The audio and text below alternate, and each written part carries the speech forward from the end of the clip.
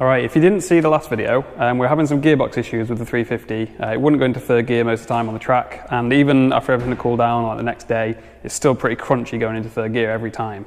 So I wanted to get a new gearbox, but couldn't find the stronger version of this gearbox available for sale. They introduced the stronger version in 2006, I think it was, and I couldn't find one for sale anywhere, and I've got a drift day in a week, so I wanted to get like a quick solution, and the only quick solution I could think of was to just buy a 2006 350Z. So that's what we have here.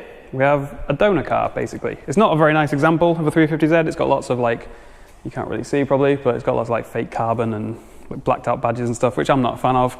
It's pretty scruffy inside, but it was the only one within 120 miles of me. No, I think it was 120 miles away. So yeah, the only one within like 140 miles of me that was the right year that I knew would actually have the right gearbox. That didn't have like over 100,000 miles on it. It's got like 83 or 84,000 miles on it, I think. So it's not exactly low mileage, but it's not insanely high. And yeah, it was the only one that I could find that wasn't stupidly expensive and roughly the right thing, what I was looking for. So the main thing is up there is a little sticker that says CD009 on it. And that is the bit that we want. That is the important bit. So I'm quite relieved because I was slightly worried that maybe I'd like got the wrong model or something that didn't have it in. So that's the easy bit done, I guess, is buying the car. And that's taken 2 days. So we had 7 or 8 days to begin with, I think, before the drift day. We've now got 6 days, I think. I can't even remember what day it is. But yeah, the next thing is going to be getting the transmission jack, because that's not here yet. But I've also got a clutch and a flywheel. If we come over here, there's a flywheel. The clutch is still at home, but I've got it already. So yeah, lightweight flywheel, solid, rather than dual mass as well. So we're going to install that. And then the clutch and the clutch cover plate and the throwout bearing, and also some new clutch fluid and a new slave cylinder. I have actually already got a new slave cylinder, but annoyingly they changed the slave cylinder design on this transmission slightly, so I have to get another one now. So with all that said, I guess we should start on doing stuff and make some progress. 12 seconds later. Alright, I'm probably covered in shit. I feel like I'm covered in all sorts, because I've spent the last hour, I would say, getting the exhaust off. These bolts, you might remember, were a pain in the ass on my car. On that car, I had the luxury of being able to just chop the exhaust off here because I knew I was replacing it. This one, I didn't have that luxury, so it was even more of a twat, but I have eventually got them off.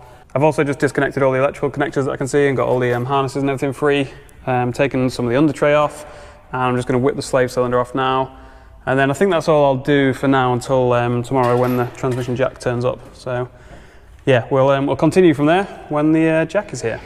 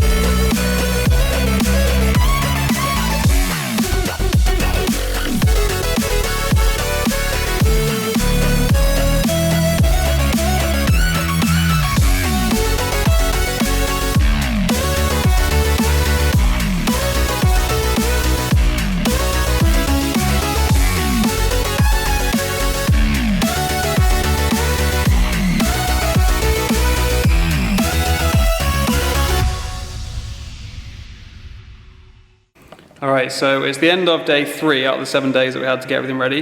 And as you've just seen, I managed to get the transmission out. As you can see behind me somewhere, there is a transmission. It was an absolute ball ache. I mean, I got here at about 2 o'clock in the afternoon and it's now 1:15 in the morning. Most of the time was spent on just separating the gearbox and the engine. Like the bolts were easy enough to take out. Well, some of them were a bit of a pain up at the top. But I managed to get all them out. Everything was going really nice and smoothly, making a lot of progress. And then I was like, right, cool, the last bit, just like got the transmission jack in place, and then went to sort of pop this off, because a lot of people on forums and stuff say that it'll just slide right off. It fucking doesn't. It fucking didn't for me anyway. But yeah, like I said, that's the end of the 3rd day, so I've got to do all that again tomorrow, which is kind of depressing on the other car. But hopefully that'll go a bit smoother, partly because that's got like half the amount of miles on than that one, so hopefully everything isn't quite as sort of welded together. and partly because I know exactly what I'm doing and what's involved. So hopefully that'll go a bit quicker and easier, but we'll find out. I don't know if there's any point in doing like a video of taking the transmission off mine, because it's going to be the exact same thing that you've just seen. Do you really want to see me do the exact same job twice in the same video? I'll do like a super quick montage, right? Let's do like a super sped up version.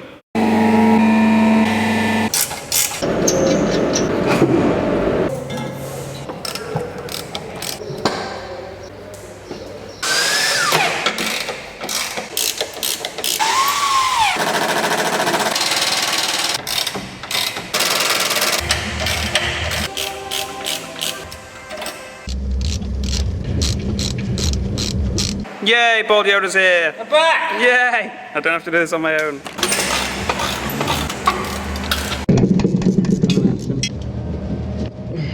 What have you done? I didn't do anything. Ready? Yeah. Let's go. Why is this so much easier? I did the exact same thing yesterday, guys. It took 3 hours. Ball turns up and it just comes straight off. Yeah, it's pretty good. Well, that's rough, huh? Ah, as soon as I can touch it. Hey, look at that!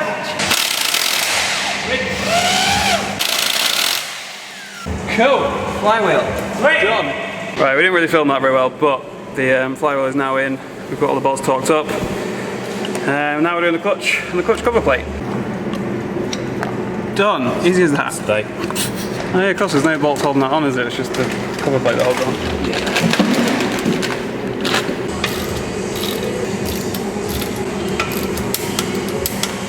Alright, so we went to put the new transmission into the car, and Bald Yoda realised something. The locating pins on the engine there are also in the gearbox, which should not be the case. They shouldn't be in there, they should be in the engine. So that's why this one was a twat to get out, we think, because it's actually dragged the entire locating pin out of the engine and pulled them with it. So we managed to get one out by blowtorching it and twisting the fuck out of it, so we're just trying to do the same with the second one now, and then we're good to go. Alright, so I spent like the last hour trying to get the alignment pins out. Bald Yoda managed to get one of them out with the mole grips. This one came out relatively easily. Well, I say easily, it looked like a pain in the ass, but he did manage to get it out. The other one wouldn't come out at all though. I tried all sorts, and in the end ended up just grinding it and drilling it out. So you can see I managed to drill it out eventually. It fits in pretty well. There's a tiny bit of vertical movement. I don't know if you can really see that. Tiny bit. I'm hoping that's not going to cause any issues. Like, some people have said that these are really important, some people have said that they don't matter at all. So I'm not sure, but I think we'll be alright with that tiny bit of movement, and then obviously this one's fine. So 1.5 alignment pins is better than none, surely. And for the other gearbox, I'm going to have to see if I can get some replacement ones from Toyota, sorry. So I used to dealing with that from Nissan, and see if I can just hammer them in. They're supposed to be in the engine side, as you can see there. So on the donor car now, there are none of them, because they both got eaten up by the gearbox. So yeah, I'm going to have to see if I can get some replacements. But anyway, that's enough for today.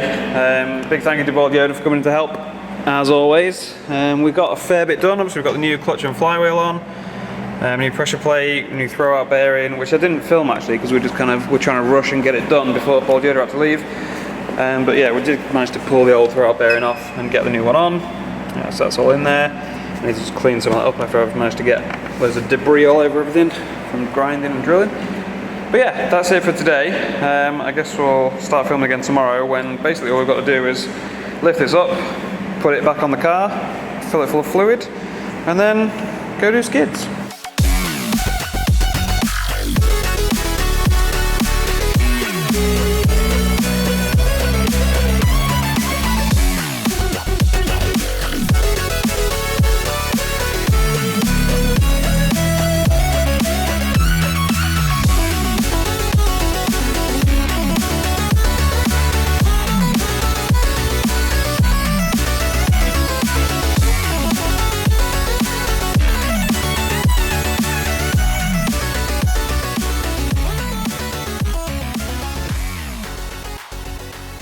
Alright, we're now only a couple of days away from the drift day, and everything was going pretty smoothly, as you'll have seen. Got the new transmission on, everything was going fine.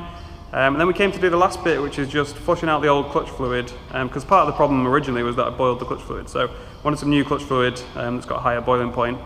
So I was going to replace the fluid and the slave cylinder. But we've spent the last 2 days basically, or nearly 3 days now, just trying to bleed the fucking clutch line. Because obviously when you put new fluid in, you end up getting air in the system, and then you've got to bleed it out with this little bleed nipple here. So like me and Board Yoda tried doing it, me and Phil and Kieran tried doing it, I tried doing it on my own with like gravity bleeding and loads of other different methods, and it just wasn't getting anywhere. The pedal was still like dead until the very bottom, and then you had a little bit of feel, and then it would just get stuck at the floor basically. So what I've ended up doing is, instead of using this, instead of replacing the original slave cylinder with the StopTech one, I've got the original one back on, and I also put a C-clamp over it to stop the piston from moving at all, and then just bled it with like a one-way valve after this point. And that seemed to do it all right. The problem I had with the StopTech one is that, I don't know if you can see very well at all here, but basically when you crack open the bleed nipple, the fluid was actually leaking out of where the threads are rather than out of here. So when I was trying to bleed it on my own with a one-way valve after this point, I think it was just still sucking air in through where the threads are. It's a bit of a shit design. You'd think it would stay tight enough around there the whole time, but it doesn't. So basically I've put the original one back on, and then it seems to be fine. So yeah, I'm pretty relieved that we've finally kind of got the clutch pedal actually working, because like I said, it was only a couple of days left, and I was getting pretty worried. You can't use a pressure bleeder with these cars either very easily, because the cap on the reservoir is like a pop-off type rather than a screw-on type. Which means all the power bleeders, like I did get a power bleeder that uses pressure to like cause pressure and vacuum and whatever, and actually like force the fluid in the air through, but I couldn't use it because it's designed to screw onto the reservoir, and you can't screw onto the reservoir on these, so that's a bit shit. But hopefully, like I say, I've done a good enough job of bleeding it now. If not, like if there's still a bit of air in the system, it's not the end of the world. Like at least it should be drivable now. Before it wasn't even drivable. So basically all I've got left to do now is do all the bolts up to the right torque spec, put the prop shaft back in, put the exhaust back on, fill the gearbox full of oil, and then we're good to go. So let's crack on with that.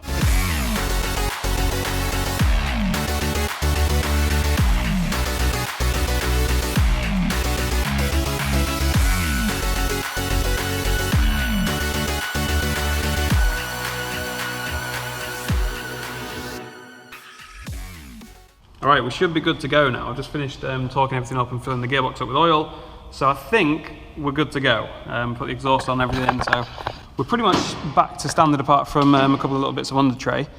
So yeah, I feel like I've forgotten something, but I don't know what. Like, there's oil in the gearbox, all the bolts are torqued up that I can see, all the electrical connectors are connected, start motor's back on, slave cylinder's bled. So yeah, I'm just gonna have to fire it up and see what happens. Like if we have missed anything, it's probably too late now. Like it's probably inside in the clutch and the flywheel department. So yeah, not gonna be a lot I can do from here. So I'm gonna have to just fire it up, keep my fingers crossed, and see if there's any weird noises or anything. So let's give this a go, see if it drives.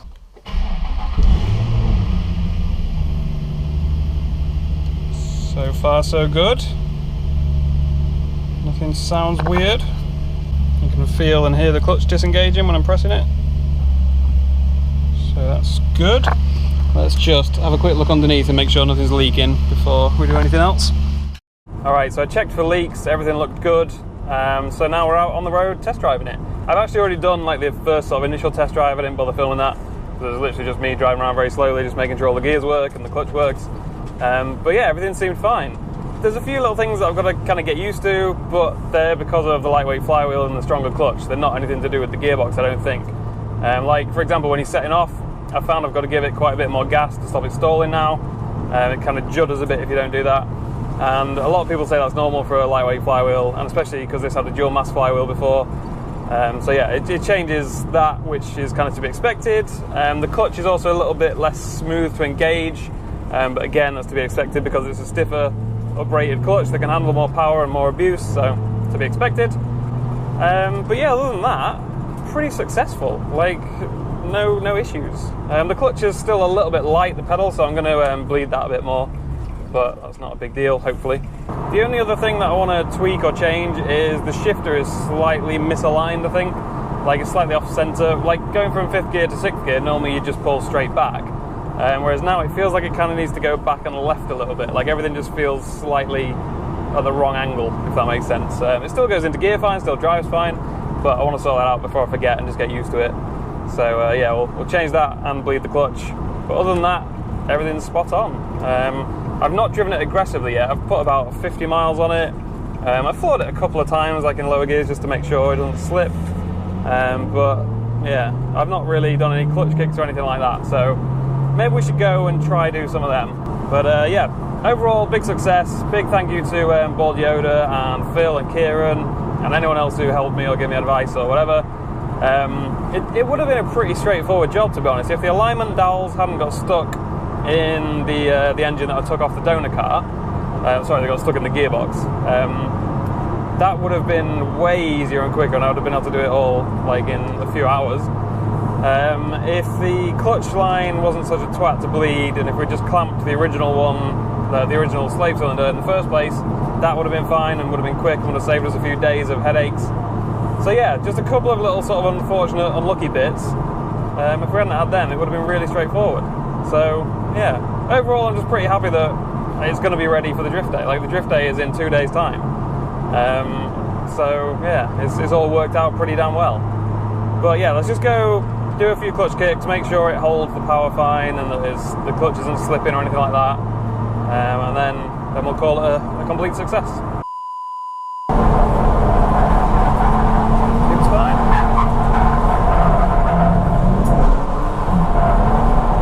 Seems good. Seems good. I gave it a few extra clutch kicks like mid-drift there just to test the clutch out, and all behaved how I expected. So I think we'll call that a success, and we'll head down to Teesside tomorrow, the day after, and do some proper skids. So I will see you there.